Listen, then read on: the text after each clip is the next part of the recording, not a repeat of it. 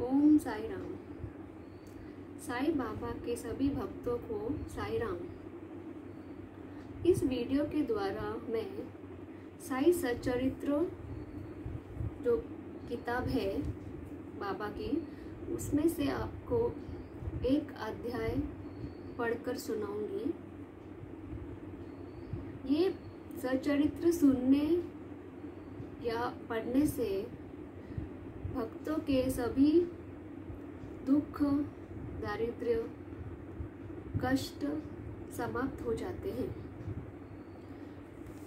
साईं बाबा के सच्चरित्र के जो पहली पेज है उसमें वही लिखा गया है, जो शिरडी में आएगा आपदा दूर भगाएगा। साईं बाबा की लीलाएं ऐसी है, सबको अपना अपना अनुभव है बाबा का। बाबा सब पर अपनी कृपा हमेशा बनाए रखे। सच्चरित्र में जो पहला अध्याय है उसका शीर्षक है गेहूं पीसने की घटना। यह एक संयोगी है कि जिस प्रकार आज दुनिया में कोरोना वायरस की महामारी फैली हुई है, उसी प्रकार 1910 में शिरडी में भी एक महामारी फैली थी। और जिस प्रकार बाबा ने अपने चमत्कार से शिरडी वालों की रक्षा की थी और उन्हें इस महामारी से बचाया था, बाबा से प्रार्थना है कि वो हम सभी को, अपने बच्चों को इस कोरोना वायरस महामारी से बचाए। जय साई राम। ये अध्याय एक अब मैं आपको पढ़ के सुनाऊंगी।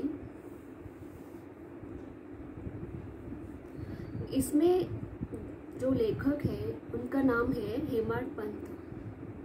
तो श्री हेमाड पंत ने मूल ग्रंथ का प्रारंभ श्री गणेश, सरस्वती, त्रिदेवों, कुल देवता, माता पिता, ऋषि मुनियों के वंदना से किया है। उसके बाद क्रमशः श्री साई चरित्र का विभिन्न अध्यायों में वर्णन किया है। उसे सार रूप में उन्हीं के भावानुरूप यहाँ प्रस्तुत किया जा रहा है। पहला है गेहूं पीसने की घटना। 1910 में एक दिन मैं सवेरे श्री साईं बाबा के दर्शन के लिए मस्जिद में गया।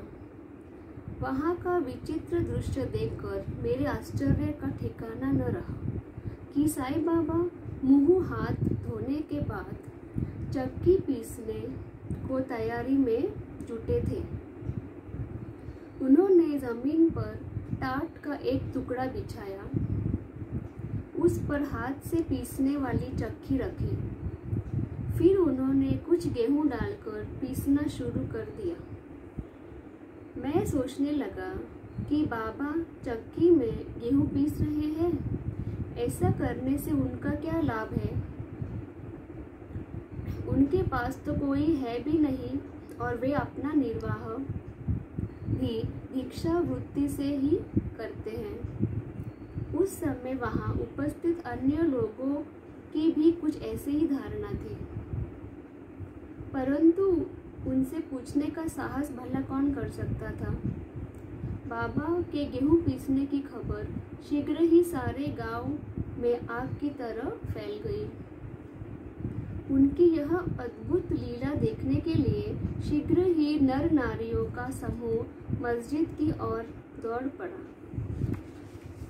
आपको यहाँ बता दूँ कि जो मस्जिद ये बोल रहे हैं, ये वहाँ पर एक खंडहर है जिसका नाम बाबा ने द्वारका माई रखा था। भीड़ को चीरते हुए 4 निर्भीक स्त्रियां आगे आई और बाबा को जबरन वहां से हटाकर उनके हाथ से चक्की की मूठ छीन ली। और उनकी लीलाओं को गाती हुए स्वयं गेहूं पीसने लगी। पहले तो बाबा को क्रोध आया, फिर उनका भक्ति भाव देख वे शांत भाव से मुस्कुराने लगे। गेहूं पीसते पीसते उन स्त्रियों के मन में ऐसा भाव आया कि बाबा के न तो घर द्वार है और न उनके कोई बाल बच्चे हैं तथा न कोई देखरेख करने वाला ही है। वे स्वयं भिक्षावृत्ति द्वारा ही अपना निर्वाह करते हैं, अतः उन्हें भोजन आदि के लिए आटे की भला क्या आवश्यकता है। बाबा तो परम दयालु है, हो सकता है कि यह आटा वे हम सब लोगों में ही बांट दे। इन्हीं विचारों में मग्न गीत गाते गाते ही उन्होंने सारे गेहूं पीस डाले। तब उन्होंने चक्की को हटाकर आटे के 4 बराबर हिस्से कर लिए और अपना अपना हिस्सा लेकर वहां से जाने लगी। अभी तक शांत मुद्रा में निमग्न बैठे बाबा उसी क्षण क्रोधित होकर कहने लगे, स्त्रियों, क्या तुम पागल हो गई हो? तुम किसके बाप का माल हड़प कर ले जा रही हो? क्या इसकी कर्जदार का माल है जो इतनी आसानी से उठाकर लिए जा रही हो? अच्छा, अब एक काम करो कि इस आटे को ले जाकर गांव की मेड़ पर बिखेर आओ। मैंने शिरडी वासियों से पूछा कि जो कुछ बाबा ने अभी किया है उसका वास्तव में क्या अर्थ है। उन्होंने मुझे बतलाया कि गांव में हैजे का प्रकोप चरम सीमा पर फैला है और उसके निवारण के लिए ही बाबा का यह उपचार है। अभी जो कुछ आपने पीसते देखा था वह वास्तव में गेहूं नहीं हैजा था जो पीस कर नष्ट कर दिया गया है। इस घटना के बाद सचमुच हैजे की संक्रामकता शांत हो गई और सभी गांववासी स्वस्थ हो गए। यह जानकर मेरी प्रसन्नता का और छोर न रहा। मेरी जिज्ञासा जाग गई। मैं स्वयं से ही प्रश्न करने लगा कि आटे और हैजा रोग का भला पारस्परिक संबंध क्या है, इसका सूत्र कैसे मिले। घटना समझ में आने वाली नहीं लगती। अपने मन की संतुष्टि हेतु इस मधुर लीला का मुझे 4 शब्दों में महत्व अवश्य प्रकट करना चाहिए। लीला पर चिंतन करते हुए मेरा हृदय प्रफुल्लित हो गया और इस प्रकार बाबा का जीवन चरित्र लिखने के लिए मुझे प्रेरणा मिल गई। यह तो सब लोग जानते हैं कि यह कार्य बाबा की कृपा और शुभ आशीर्वाद से सफलतापूर्वक संपन्न हो गया। गेहूं पीसने का क्या आशय था बाबा का? शिरडी के लोगों ने इस गेहूं पीसने की घटना का जो अर्थ लगाया वह तो प्रायः ठीक ही है, परंतु इसका अतिरिक्त मेरे विचार से कोई दूसरा अर्थ भी है।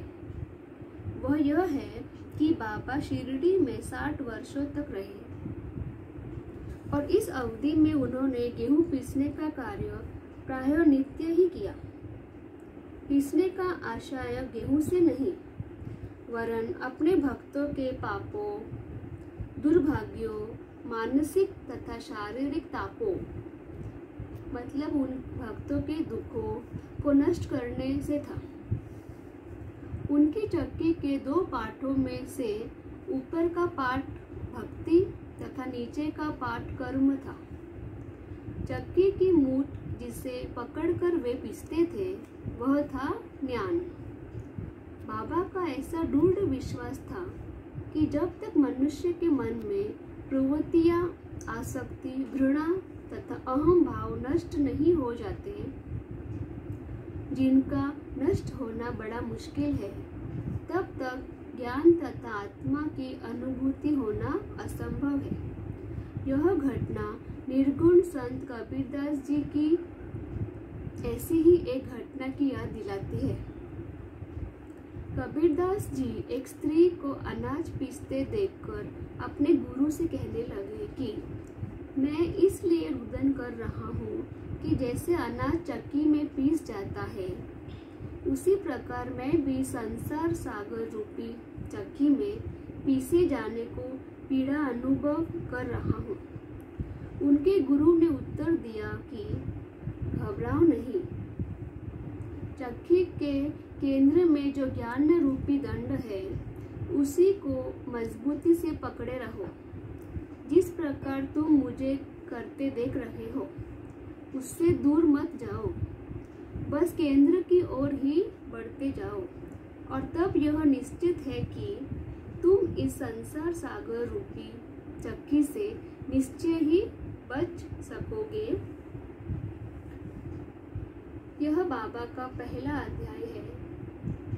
इसे पढ़कर सुनकर सभी लोगों को सुख शांति और प्रसन्नता प्राप्त हो, बाबा का आशीर्वाद प्राप्त हो, यही प्रार्थना है साईं बाबा से। ओम साई राम।